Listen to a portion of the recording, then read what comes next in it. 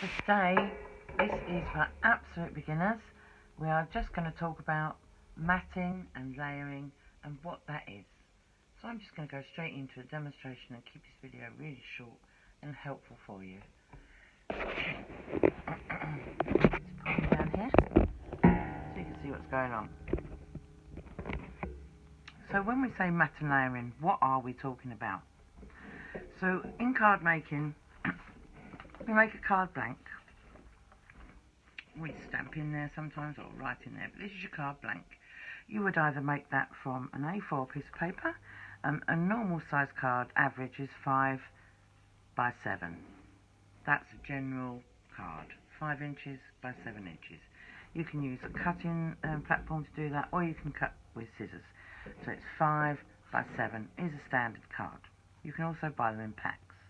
So this is your actual card, but you don't actually do any work on here because you don't want to spoil that card, and we've got lots of prep to do. So to make a card look nice, you need to mat and layer. This is a finished card. So here you can see the card, and if you look closely, there is a black frame around there, and then there is this background paper or card. I like to use cards, gives it a bit more stability. And the same is done with the sentiment. Now, the sentiment is also on a piece of card with a black edge to it, and that is what's known as a mat and layer. We're matting one and layering another and sticking them together. So when we come to make cards, we don't actually work on the card, we work on the mats and layers. So here's a couple that we've just done for backgrounds. So we've done the background on a white piece of card like this, and just a plain piece of card, not a card, plain piece of paper or card. And we've made a background by colouring it. I'll go through all this later on, but this is just about mats and layers. And then we've placed, to make that colour pop, we've placed a back piece of back card around there, like so. We've cut, you can do this by eyeball, not a problem. With your scissors, you can choose whether you want a large border or whether you want a small border, whatever suits you. A lot of crafters use black for journaling pages as well, because it really makes your card pop. So I'm just going to show you what I mean by that. So if you've got a plain white card, that's very nice, no problem at all. And then we've got what we call a topper, or our main feature.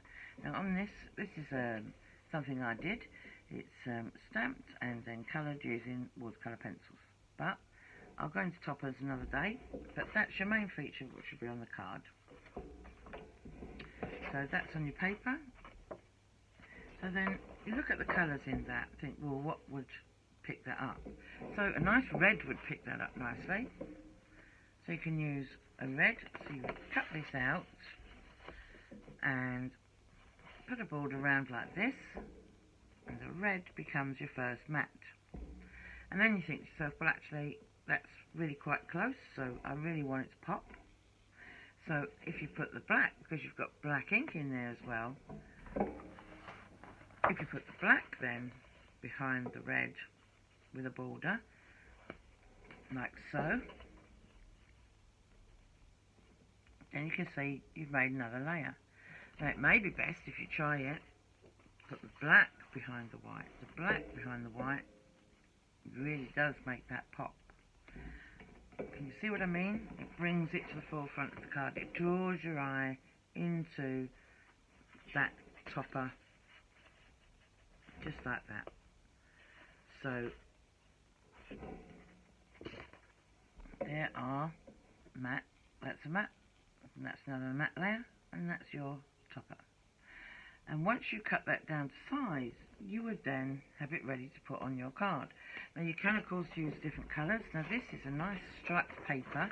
You can get paper packs and cheap papers as well, but they're really nice, and that would be really effective with this colour, because It's got the reds and the blacks, and it's also got some greens in it, which will pick out the leaves. So that looks really nice too. You could have it this way. Sometimes it's nice to be a bit busy, a nice busy border. Then to have a plain one, or something like that. So now I think you understand what I mean. A lot of people, a lot of card makers love what we call mirror card. It's so effective and really clever, and it does actually pull up a card really nicely. So on this one I've made here, you can see I made a background just using colours. That's another video I'll do later. And I've matted and layered using a white piece of card, stamped my sentiment. I've put my black mat round the back, which is just a piece of paper. This is paper. And then I put a black border around here. But you see, because it's got this gold edge into this is a shaker card. You could use a gold mat then, if you really wanted to tie that in. Cut that round there, and that would be your gold mat. I'm quite happy with it as it is, because when I put it onto a white card, so here's my card that I showed earlier. This is called your base card. It's my base card. So you've worked on here, you see. So no mistakes on here. And if you do make a mistake, let's face it, it's a piece of card. You've had fun doing it. It doesn't really matter, you can start again. But you haven't lost your base card. So then on the back of here, I've got some double-sided tape. You can use glue, absolutely fine. And I'll just take the tape off. I'm using a poker tool. You can use your fingers with this actually. It's very easy, but if you haven't got nails, you need something like a poker tool. So now that's really sticky. So I'm just going to check, always check you've got it up the right way, so my happy birthday reads the right way.